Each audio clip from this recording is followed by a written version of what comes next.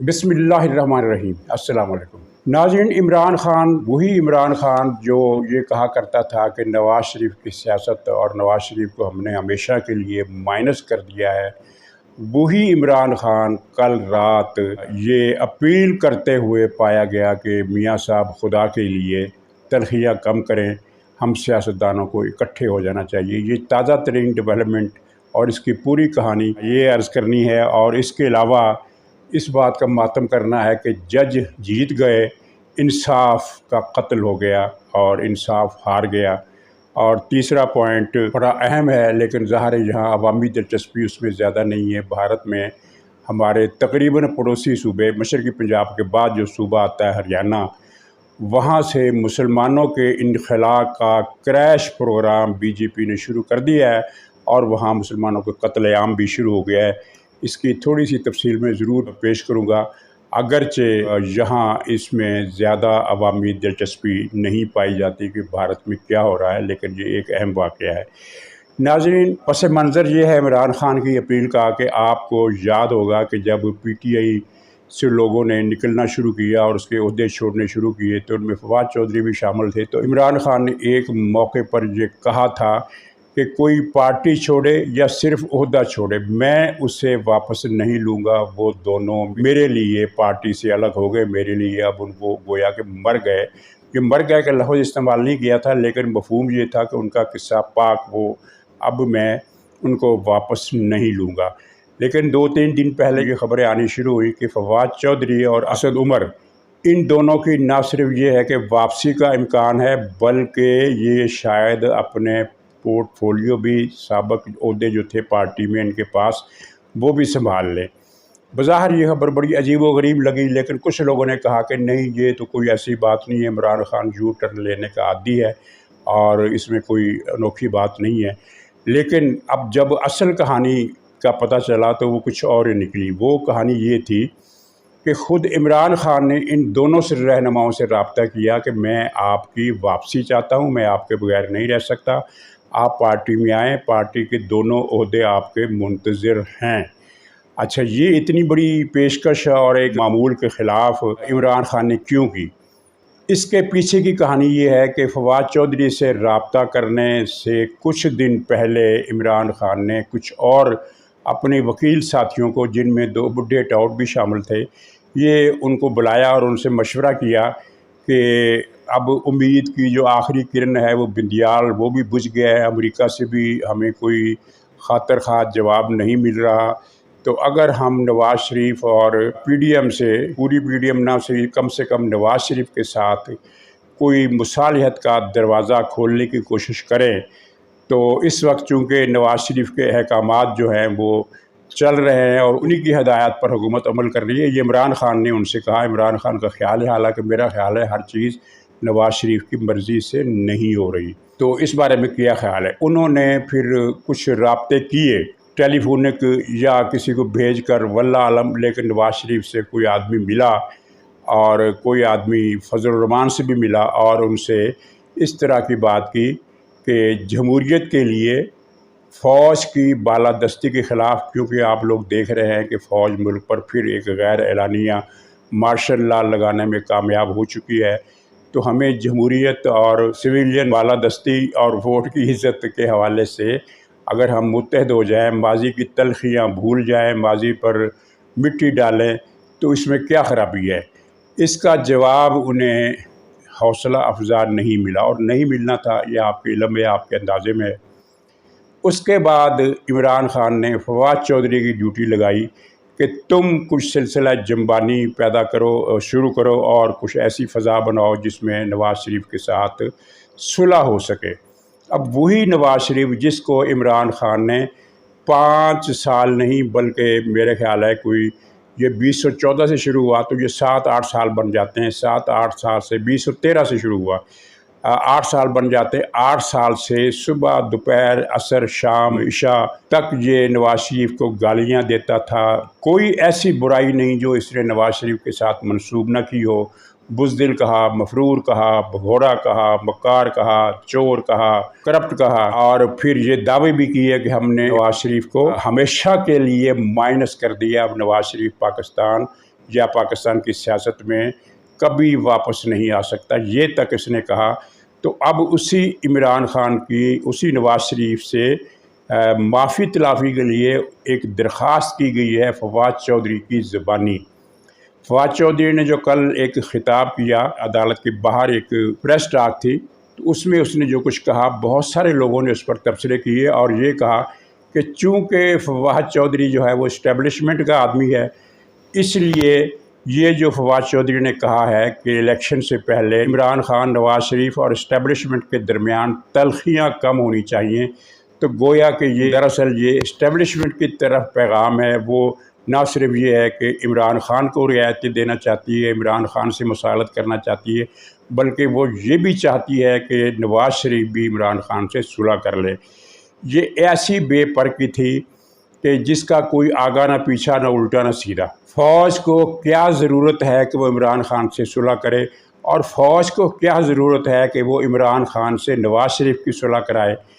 یہ فوج یعنی بہت کچھ کر سکتی ہے، فوج کے جو پلاننگ ہوتی ہے وہ آسانی سے سمجھ میں نہیں آتی، وہ پلٹا بھی کھا سکتی ہے، کچھ بھی کر سکتی ہے، لیکن کچھ نہ کچھ لاجک تو ہونی چاہیے نا۔ کوئی آپ فوج کے اوپر ایک کسی اسٹریٹجی کا الزام لگائیں یا انکشاف کریں کہ فوج یہ کرنے والی ہے، تو اس کی کوئی نہ کوئی لاجک ہوتی ہے۔ اس میں کیا لاجک ہے؟ مجھے یہ بتائیے کہ فوج ایک طرف تو آپ یہ کہہ رہے ہیں کہ فوج ملک میں مارشل لا لگانے میں، غیر اعلانیہ مارشل لا لگانے میں کامیاب ہو چکی ہے، دوسری پھر اس کو عمران خان سے صلح کی ضرورت پڑ گئی، اور تیسری اس سے بڑھ کر حیران کن بات کہ فوج کو یہ ضرورت بھی پڑ گئی کہ نواز شریف اور عمران خان صلح کر لیں۔ یعنی فوج یہ چاہتی ہے کہ اگلی مخلوط حکومت ہو، عمران خان کو دوبارہ حکومت میں لایا جائے، نواز شریف بھی اس میں شامل ہو۔ اب نواز شریف اس میں وزیر اعظم ہوں گے اور عمران خان ڈپٹی وزیر اعظم ہوں گے، یا عمران خان وزیر اعظم ہوں گے اور نواز شریف ڈپٹی وزیر اعظم ہوں گے۔ کوئی عقل کو ہاتھ آپ بے شک نہ ماریں، عقل کو انگلی کے پپوٹے سے تھوڑا سا ٹچ ہی کر لیں تو ایسی احمقانہ بات آپ نہ کرتے۔ حقیقت میں یہ جو ہے کہ زبان میری ہے بات ان کی، تو زبان میری ہے بات عمران کی۔ یہ فواد چودھری نے عمران خان کی خواہش کو ایک پلیٹ فارم دیا ہے، اور مقصد اس کا یہ ہے کہ لوگ رد عمل دیں اور ایک موومنٹ پیدا ہو۔ موومنٹ سے مراد یہ ہے کہ 3-4 اور لوگ بیان دیں کہ ہاں جی ہاں بالکل تلخی دور ہونی چاہیے، ماضی کی باتیں بھول جائیں، اور نواز شریف اور عمران خان صلح کر لیں، فوج سے بھی پھر صلح ہو جائے گی۔ تو یہ ہے عمران خان کی اس وقت کی صورتحال کہ اسے بندیال سے بھی زیادہ امیدیں نہیں۔ بندیال زیادہ سے زیادہ کیا کر سکتا ہے؟ اسے کسی کیس میں عارضی ریلیف دے سکتا ہے، اور وہ ریلیف عارضی رہے گا۔ توشہ خانے کے کیس میں عمران خان کو بڑی امید ہے بندیال سے، لیکن پوری امید نہیں ہے۔ یہی وجہ ہے کہ وہ اس میں توشہ خانے کے کیس کو مسلسل لٹکانے کی کوشش کر رہا ہے۔ یہ جو کل کی کارروائی میں قابل ذکر بات یہ تھی کہ اس نے اپنے سابق ملٹری سیکریٹری بریگیڈیئر چیمہ صاحب ہیں، ان کو بطور گواہ بلانے کی مانگ کر دی ہے عدالت سے۔ یہ بڑی احمقانہ قسم کی مانگ ہے۔ عدالت اس بریگیڈیئر کو جو اس وقت اب ترقی پا چکے ہیں، میجر جنرل، شاید میجر جنرل کے عہدے پر یا لیفٹیننٹ جنرل، میرا خیال میجر جنرل کے عہدے پر وہ ہیں، تو عدالت نہ انہیں بلا سکتی ہے، نہ انہیں بلانے کا اس کو اختیار ہے، اور نہ ہی وہ بلانا چاہے گی۔ عمران خان کی یہ کوشش ناکام ہے۔ عمران خان کو اگر ریلیف ملے گا تو وہ بندیال سے ملے گا، اور وہ بندیال سے جو ریلیف ملے گا وہ کتنے دن کا ہوگا؟ پاکستان کی عدلیہ کے اس منحوس ترین دور کا خاتمہ ہونے میں 1 مہینہ 14 دن رہ گئے ہیں۔ 1 مہینہ 14 دن، اور دراصل یہ 14 دن میں سے بھی آپ 4 5 6 دن نکال دیں، 1 مہینہ 10 دن کر لیں، تو 1 مہینے 10 دن کا اس کو اگر ریلیف مل بھی گیا، اگر مجھے نہیں پتا ملتا ہے یا نہیں ملتا، لیکن اگر مل بھی گیا تو وہ اتنا ہی ہوگا۔ توشہ خانے سے اب عمران خان نہیں بچ سکتا۔ یہ جو کہتا ہے جھوٹ کے بریگیڈیئر صاحب نے وہ چیزیں بکوائیں، تو اس جھوٹ کی تردید کے لیے تو اس کی جو کالی جادوگرنی ہے، اس کی بیوی ہے یا وہ مانیکا کی بیوی، مجھے پتہ نہیں، کالی جادوگرنی اور زلفی بخاری کے درمیان جو ٹیلی فونک بات چیت ریکارڈ پر ہے، اس کے مطابق تو ساری سودے بازی زلفی بخاری نے کرائی۔ تو بریگیڈیئر چیمہ صاحب کو، جو اب جنرل صاحب ہیں، ان کو اس نے گھسیٹ کر دراصل کیس کو لٹکانے کی ایک ناکام احمقانہ کوشش کی ہے۔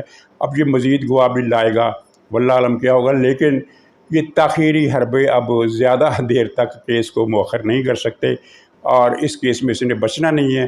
امریکہ سے اسے جواب ہو گیا، فوج سے اسے قطعی قطعی قطعی اور 5 مرتبہ قطعی کا لفظ لگائیں تو اس طرح کا قطعی انکار ہے۔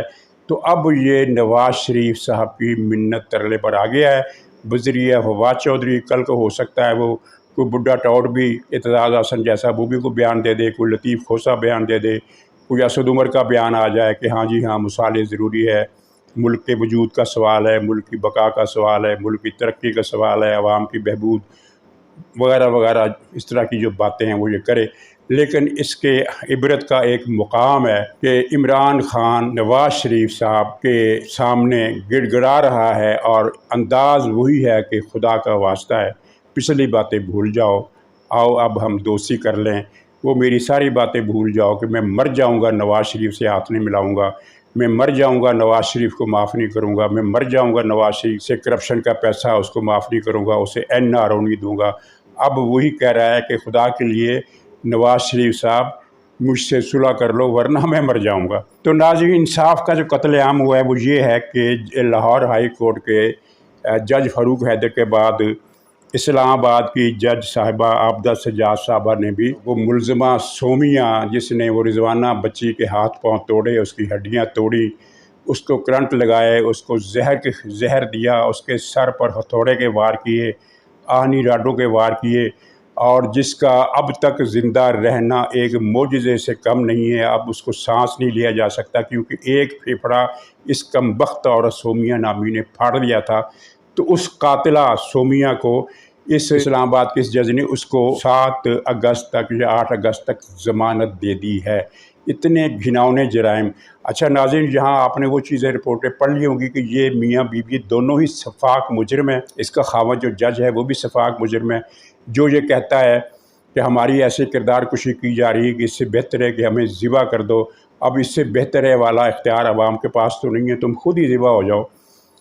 اس نے اپنے بچوں سے بھی کہا کہ اس پر ظلم کرو، چنانچہ اس کے جو بچے تھے جن کی عمر 7-8 سال یا اتنی ہوگی، انہوں نے چمچیوں سے، چمچ جو ہوتے ہیں چاول کھانے والے، وہ چمچ لے کر اس کے دانتوں میں گھسائے اور اس کے دانت توڑے۔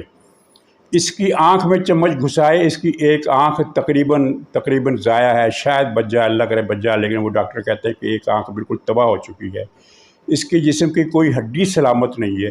7 مہینے بلا ناغہ اس کو مارا گیا اور اس کے جسم میں خون نہیں ہے، 7% خون ہے، جس کا مطلب یہ ہے کہ اس کو کھانا بھی نہیں دیا جاتا تھا، پانی بھی نہیں دیا جاتا تھا۔ اس نے بتایا ہے اپنے بیان میں، جب ہوش میں آئی تو اس نے کہا کہ یہ مجھے پانی بھی نہیں دیتے تھے جب اسے بہت بری طرح مارا گیا۔ اور آپ کو پتہ ہے کہ یہ ایک میڈیکل مسئلہ ہے کہ جب کوئی بھی انسان ہو یا جانور ہو، جب اسے چھرے یا گولی کا زخم لگتا ہے، کوئی بھی ایسا زخم جس میں اس کا خون بہے یا ہڈیوں پر چوٹ لگے، تو اسے جسمانی طور پر پانی کی بے پناہ طلب ہوتی ہے۔ اس وقت وہ کہتا ہے مجھے بے شک جان سے مار دو، لیکن جان سے مارنے سے پہلے مجھے 1 گھونٹ پانی ضرور پلا دو۔ اس وقت اس کی خواہش کا یہ عالم ہوتا ہے۔ سومیہ نامی جلادنی نے اس کو پانی بھی نہیں دیا۔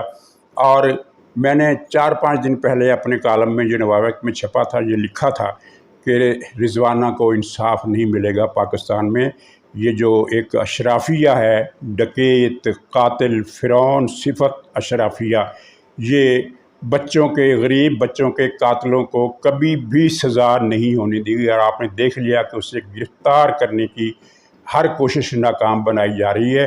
اور BBC نے بتایا ہے کہ عدالت میں یہ جو موصوفہ ہیں، ان کی عدالت میں وہ کچھ لوگ صحافیوں سے مل کر فرداً ان سے کہتے رہے کہ بھائی یہ جج صاحب کی بیوی ہے، کچھ تھوڑا سا ہاتھ ہولا رکھنا۔ تو یہ ظاہر ہے ججوں کی لابی کے کچھ لوگ ہوں گے، ججوں ہی کے کچھ لوگ ہوں گے، یا بااثر وکیلوں کے کچھ لوگ ہوں گے۔ تو جو بااثر وکیل ہیں یہ بھی پاکستان کے ایلیٹ کلاس میں شامل ہو گئے ہیں۔ انصاف کی کوئی توقع نہیں ہے۔ پرسوں ترسوں مولانا طاہر اشرفی نے وہ ایک بڑے دردناک انداز میں بندیال سے اپیل کی تھی کہ تم ذرا سی بات پر عمران خان کے منہ پر اگر مکھی بیٹھ جاتی تھی تو تم سو موٹو لے لیتے تھے۔ تو اب اس بچے پر ایک جج نے ظلم کیا ہے تو تمہارا تو فیلڈ بنتا ہے، تو تم نے اس کا سو موٹو نوٹس نہیں لیا۔ لیکن وہ بندیال دیکھو، اس نے توشہ خانے کے اسٹے آرڈر پر نوٹس لے لیا ہے، لیکن یہ اس رضوانہ بچی کے مسئلے پر وہ گونگا بہرا بنا ہوا ہے۔ ناظرین، اس دوران یہ خبر بھی آئی ہے کہ وہ عثمان بزدار کو پارٹی سے نکال دیا گیا ہے۔ عثمان بزدار جسے یہ عمران خان کہا کرتا تھا کہ یہ وسیم اکرم پلس ہے اور یہ پنجاب کا ایسا وزیر اعلیٰ ہے کہ آج تک ایسا وزیر اعلیٰ نہیں آیا ہوگا، اس کو نکال دیا ہے۔ اور نکالنے کی وجہ وہی ہے کہ عثمان بزدار نے یہ عمران خان کے، فرہ گوگی کے، وہ پنکی جادوگرنی کے بہت سارے راز جو ہیں وہ حکام تک پہنچا دیے ہیں، ان کو بتا دیے ہیں، اور شاید اسی وجہ سے اس کی گرفتاری میں بھی تاخیر ہو رہی ہے۔ ناظرین، آخر میں ہریانہ کا ذکر۔ ہریانہ پاکستان کا immediate second to immediate province ہے، جس کو انڈیا میں صوبہ نہیں ہوتا، انڈیا میں اسٹیٹ ہوتی ہے۔ تو ہریانہ اسٹیٹ پہلے پنجاب ہے، مشرقی پنجاب، پھر ہریانہ ہے، اور ہریانہ میں مسلمانوں کی آبادی 2 یا 2.5% ہے، اس سے زیادہ نہیں ہے، بلکہ اس سے بھی کم ہی ہوگی۔ یعنی اتنے کم مسلمان ہیں کہ ڈھونڈنے پڑتے ہیں کہ کہاں ہیں مسلمان۔ تو لیکن بجرنگ دل نے، بی جے پی نے مل کر یہ کریش پروگرام طے کیا ہے کہ ہریانہ سے مسلمانوں کو نکالنا ہے۔ اس سے پہلے 3 سال پہلے انہوں نے ایک کمپین چلائی تھی کہ جھارکھنڈ کو مسلمانوں کے وجود سے پاک کرنا ہے، وہاں بھی مسلمانوں کی آبادی 5% تھی، بہت سارے مسلمان قتل کیے، ان کے گاؤں جلائے، لیکن پھر وہ مہم رک گئی۔ اب ہریانہ میں انہوں نے کل بڑی اشتعال انگیز تقریریں کی، جلوس نکالے مختلف شہروں میں۔ ایک ان کا جو مشہور نعرہ تھا اس جلوس میں وہ یہ تھا کہ جب ملا کو ہم کاٹیں گے تو یہ رام رام چلائیں گے، یعنی ملا سے مراد مسلمان، جب مسلمانوں کو ہم گلے کاٹیں گے تو پھر یہ اس وقت بھگوان رام کی دہائی دیں گے۔ تو اب ہریانہ کا ایک شہر ہے گڑگاواں، جس کا نیا نام رکھا گیا ہے گروگرام۔ معنی وہی ہے جو گڑگاواں کے معنی ہے، گاواں کے معنی گاؤں، اور ہندی میں یا اردو میں یا پنجابی میں گاؤں کو گاؤں بھی کہا جاتا ہے، یعنی گاف الف نون واو نون غنہ، گام، اور گاؤں بھی کہا جاتا ہے، یعنی گاف الف واو اور نون غنہ، اور گام بھی کہا جاتا ہے، اور گرام بھی کہا جاتا ہے۔ ہمارے پاکستان میں بھی بٹ گرام اس طرح کے قصبے ہیں۔ تو گاواں کو ویسے بہت سارے لوگ جو بھارت جاتے رہتے ہیں وہ یہ سمجھتے ہیں کہ یہ دلی کا ایک محلہ ہے۔ یہ دلی کا محلہ نہیں ہے، یہ ایک الگ شہر ہے، 12 لاکھ کی آبادی ہے، اور یہ انڈیا کے چند اہم ترین شہروں میں شمار ہوتا ہے، کیونکہ بنگلور کے بعد یہ آئی ٹی کا سب سے بڑا مرکز ہے انڈیا میں، اور بہت ترقی یافتہ شہر ہے، 12 لاکھ کی آبادی ہے، لیکن کوئی اس میں چلا جائے تو اسے پتہ چلے گا کہ یہ تو پتہ نہیں شاید کہ نیو یارک جیسا شہر ہے۔ اتنی بڑی بڑی بلڈنگیں، چوڑی سڑکیں، شاندار عمارتیں، اور دوسری جو شہری سہولیات ہوتی ہیں، پارک ہیں، پتہ نہیں، خیر اس کو چھوڑیے۔ تو گڑگاواں میں جو مسلمانوں کی آبادی ہے وہ شاید 2% بھی نہیں ہے، یعنی اگر ہم ملائیں تو 2 یا 3% آبادی ہوگی۔ تو میرا اندازہ ہے کہ گڑگاواں کی آبادی میں مسلمانوں کی گنتی 50 یا 60 ہزار سے زیادہ نہیں ہے، لیکن وہاں مسلمانوں کو گڑگاواں سے نکالنے کا منصوبہ شروع کر دیا گیا ہے۔ نکالنے کی وجہ یہ ہے کہ گڑگاواں ایک ترقی یافتہ شہر ہے جہاں آئی ٹی کا وہ سارا راج ہے، اور آئی ٹی میں کچھ مسلمان بھی آ گئے ہیں، اور اس وجہ سے گڑگاواں کے مسلمان قدر خوشحال اور تھوڑے ترقی یافتہ ہو گئے ہیں، تو ان کو نکالنا مقصود ہے۔ چنانچہ 40-50 ہزار مسلمانوں کو نکالنے کے لیے کل ایک بہت بڑا حملہ بجرنگ دل نے کیا۔ مسلمانوں کی سینکڑوں عمارات اور گاڑیاں اور ان کے ٹھیلے اور ان کی دکانیں وہ نظر آتش کر دیں، جس کے بعد سے رات گئے تک 20,000 مسلمان گڑگاواں سے نکل کر دلی میں داخل ہو چکے ہیں، کیونکہ گڑگاواں اور دلی اس طرح آپس میں ملے ہوئے ہیں کہ پتہ نہیں چلتا کہ دلی کہاں ختم ہوتا ہے اور گڑگاواں کہاں شروع ہوتا ہے۔ بلکہ میں آپ کو بتاؤں کہ دلی کے جو بڑے بڑے اخبارات ہیں وہ دلی سے نہیں چھپتے، ان پر لکھا ہوتا ہے دلی، لیکن وہ دلی سے نہیں چھپتے، وہ گڑگاواں سے چھپتے ہیں، کیونکہ وہاں پرنٹنگ پریس کی سہولتیں جو ہیں وہ دلی سے بھی بڑھ کر ہیں۔ تو 50,000 میں سے 20,000 مسلمان تو ایک ہی دن میں نکل کر دلی پہنچ گئے، تو باقی جو 30,000 رہ گئے ہیں، یا 30 یا 40 تقریباً، یعنی کچھ تھوڑا بہت فرق ہوگا، وہ اگلے چند دنوں میں نکل جائیں گے، اگر مودی حکومت نے ایک دنیا کو منہ دکھانے کے لیے وہ ایکشن کرتا ہے نا کہ بھی میں نے نوٹس لے لیا ہے۔ اگر نوٹس نہ لیا تو پھر باقی ماندہ میں نکال دی جائیں گے۔ لیکن میں آپ کو یہ بتا دوں کہ بھارت میں مسلمانوں کے خلاف ہونے والی ہر کارروائی کے پیچھے مودی ہے، اور وہ یوگی ہے جو یو پی، بھارت کا سب سے بڑا صوبہ، اس کا وزیر اعلیٰ ہے، جو یوگی، اور آسام کا وزیر اعلیٰ، یہ 2 وزیر اعلیٰ کھل کر مسلمانوں کے خلاف بات کرتے ہیں۔ مودی پھر بھی پروٹوکول کا خیال رکھتا ہے کہ میں وزیر اعظم ہوں، مجھے مسلمانوں کے خلاف ڈائریکٹ بات نہیں کرنی چاہیے، اگرچہ مسلمانوں کے خلاف منصوبہ بندی وہی کرواتا ہے۔ لیکن یوگی اور آسام کا جو وزیر اعلیٰ یہ اپنے پروٹوکول کا بھی لحاظ نہیں رکھتے، اپنے منصب پر بیٹھ کر وہ کہتے ہیں کہ مسلمانوں کو ہم نکال لیں گے۔ پرسوں بمبئی میں کیا ہوا؟ اب بمبئی میں ٹرین جا رہی تھی، شمال کی طرف سے کوئی ٹرین آ رہی تھی، تو اس میں ایک فوجی، ریلوے کا فوجی جو ہوتا ہے وہ اندر گھسا، اور چیتن سنگھ، اس نے دیکھا ٹرین میں 4 مسلمان بیٹھے ہوئے ہیں۔ مسلمان اپنے چہرے سے پتہ تو چل جاتا ہے کہ یہ مسلمان ہے، تو اس نے ان کے نام پوچھے، انہوں نے جب نام بتایا تو چاروں کو اس نے گولیاں مار کر وہی موقع پر شہید کر دیا، اور 2 مسلمان ایسے تھے کہ جن کو اگر پولیس جو دوسری اس وقت موقع پر پہنچ چکی تھی ان کو اٹھا کر ہسپتال لے جاتی تو وہ بچ جاتے، کیونکہ وہ زخمی تھے اور تڑپ رہے تھے۔ ان کی ویڈیو چلی ہے سوشل میڈیا پر جن میں وہ تڑپ رہے ہیں اور ہاتھ پاؤں ہلا رہے ہیں، سر ہلا رہے ہیں، لیکن ان کو مدد نہیں دی گئی، اور وہی ٹرین کے ڈبے میں تڑپ کر اپنی خون میں نہا کر انہوں نے جان اپنی دے دی اور شہید ہو گئے۔ اس افسر کو بچانے کے لیے، اس پولیس والے کو بچانے کے لیے اب انڈیا کی سرکار یہ کہہ رہی ہے کہ یہ تو نفسیاتی کیس ہے۔ بھئی نفسیاتی کیس ہوتا تو 2 ہندو بھی مار دیتا، کیونکہ ساری بوگی ہندوؤں سے بھری ہوئی تھی، صرف 4 مسلمان تھے اس میں، صرف 4 مسلمان۔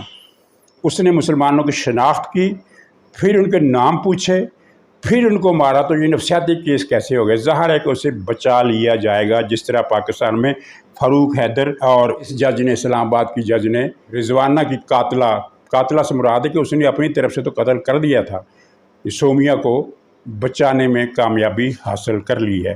تو ناظرین یہ ہے اب تک کا خلاصہ تو حالات کا، تو اجازت دیجیے، انشاءاللہ اگلے ولاگ میں پھر ملاقات ہوگی، تب تک کے لیے خدا حافظ۔